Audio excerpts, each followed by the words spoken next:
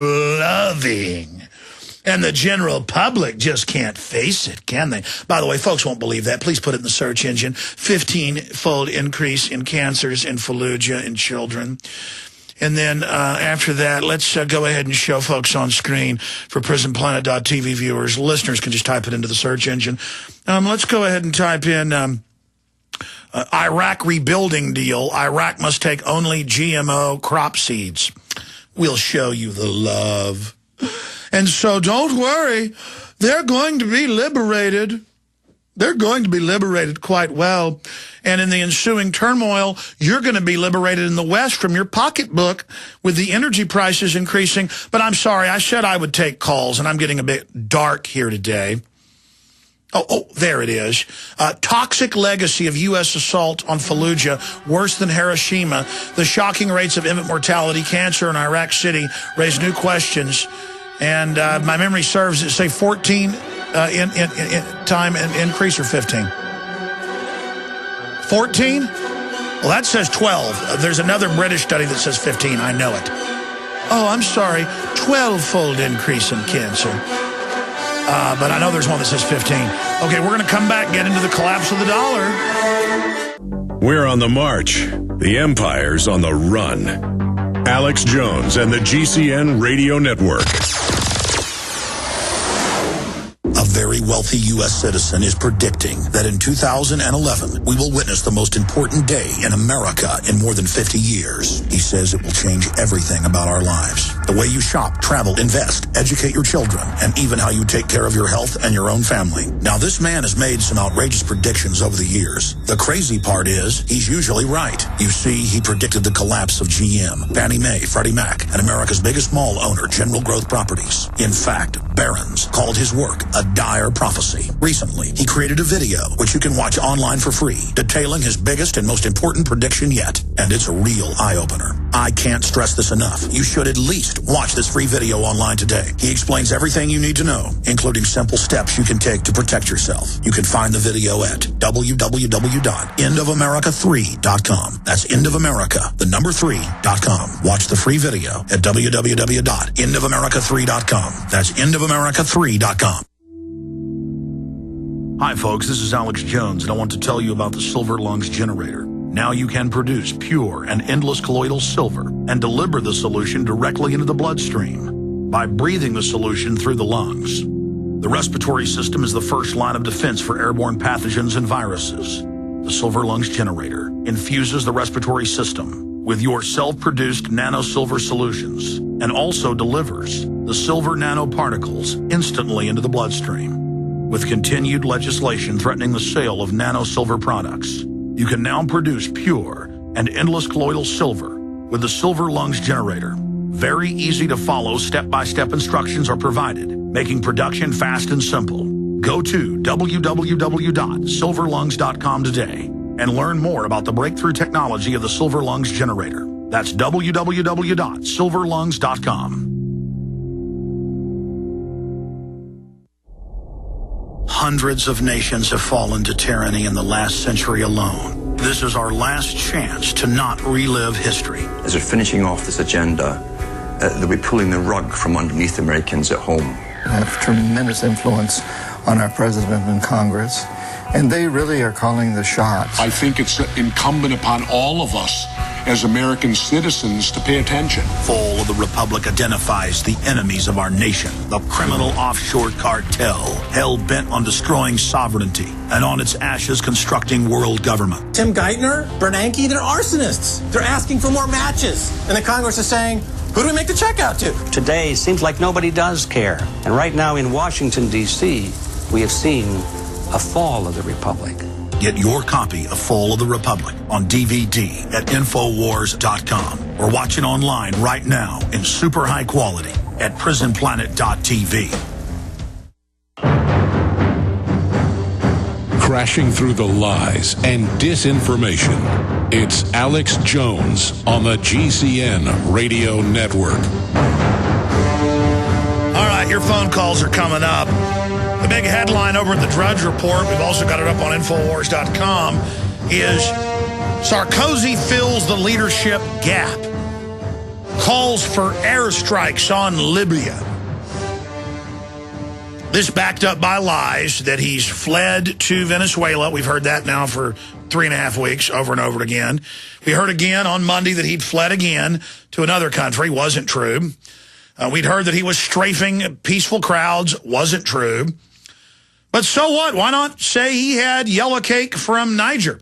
Why not say he had nukes? Why not say he was going to nuke Europe? Why not say he was throwing babies out of incubators? Why not say that, you know, he caused Apollo 13 to have a problem? Why not?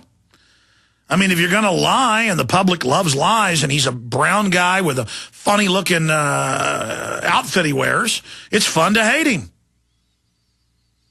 So what if they're going to flood with 2 or 3 million more people Europe? So what if it destabilizes things and drives up gas prices? You know what? It's fun to watch TV and watch buildings blow up. It makes people feel powerful. So they're like, good, do it. Actually, I've seen the polls as high as 79%.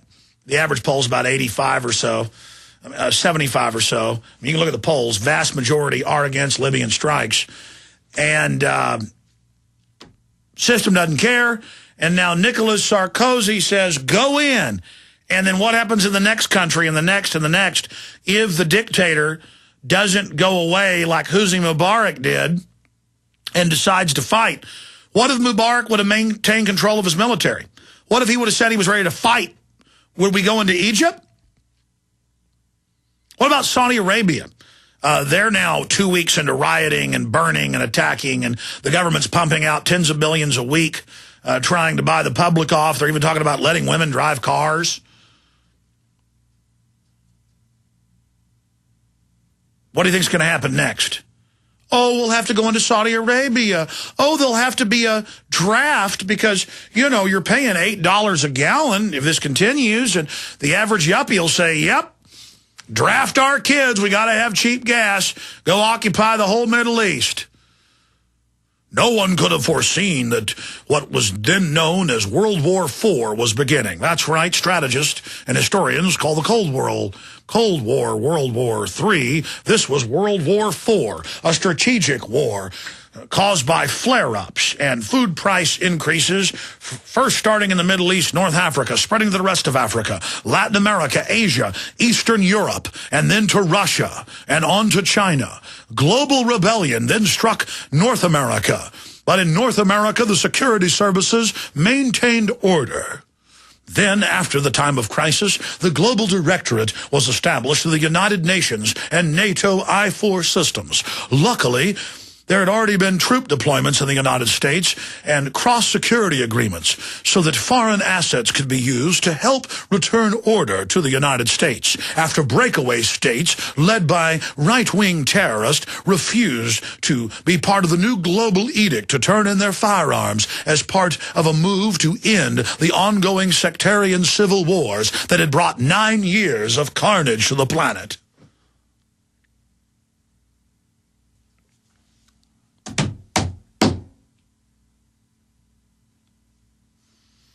$30 million immigrants demanded amnesty and free government health care. When they were refused, every major city in the Southwest was burned. UN forces backing up the minority majority are now taking control of the Southwest. These are just some of the different systems the Ford Foundation, Carnegie, all run by Rand and the Pentagon, have lovingly set up. Because you got to break a few eggs to make an omelet. Oh, the globalists have their plans within plans and counter plans. All right, I said I'd take your phone calls, didn't I? I haven't even gotten to the biggest news of the day yet. But we will get into the economy. We will get into the Middle East situation. We will get into what Joel Skousen, who's got a really brilliant mind when it comes to this, believes is the globalists planning to elicit a strike against the United States. And I don't even think we have to, that the globalists, I say we, so we keep thinking of America as ours. No, we're captured muscle. If America's the right arm of the New World Order right now, China's the left arm, who's the brain? We're not the brain running this thing. You don't get the spoils. A lot of Americans, a lot of good old boys will swagger up on the street and go, Alex, I know we're corrupt, but this is how America does so well. Look how good we're doing. No, we were more wealthy per capita 50 years ago than we are now. We have fake wealth, debt wealth, bondage wealth today, and now that's coming to the end. These effeminate men who think they're tough. You know what I mean? They're macho. But they're not even effeminate because it's an insult to women. They're like soft spiritually.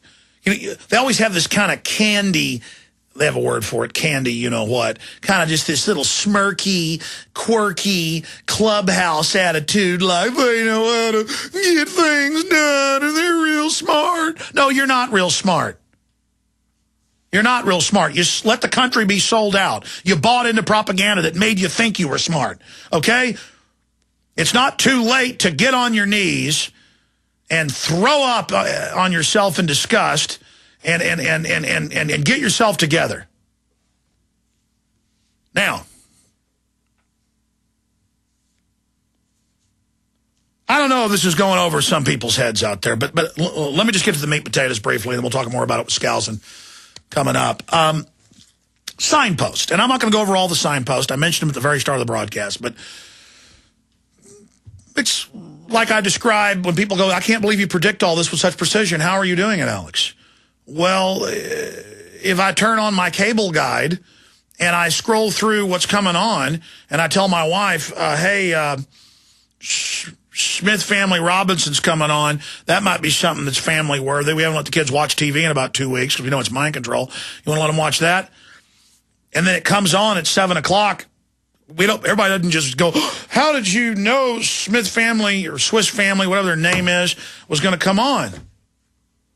They're not all dumbfounded. It's the same thing. That's why I'm so frustrated. The Trilateral Commission laid out everything they were going to do. The CFR smirkingly did it with all their buzzwords and things. And we've read their reports on air.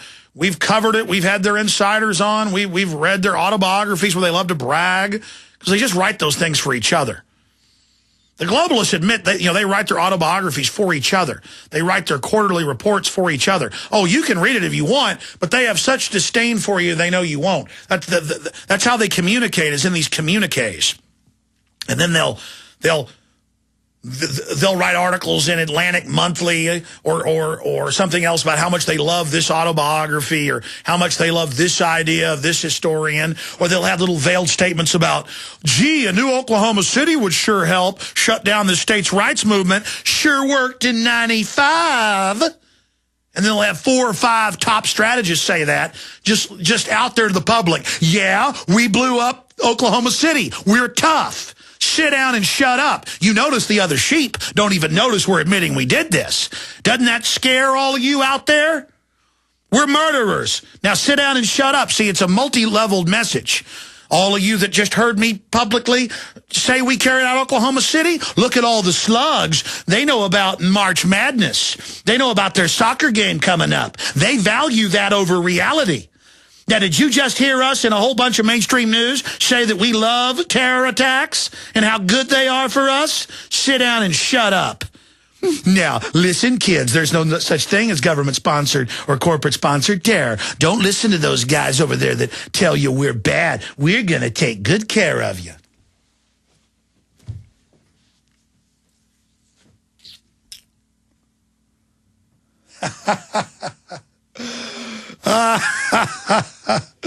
Oh, man, sometimes you got to laugh at it all, don't you? And so on these signposts,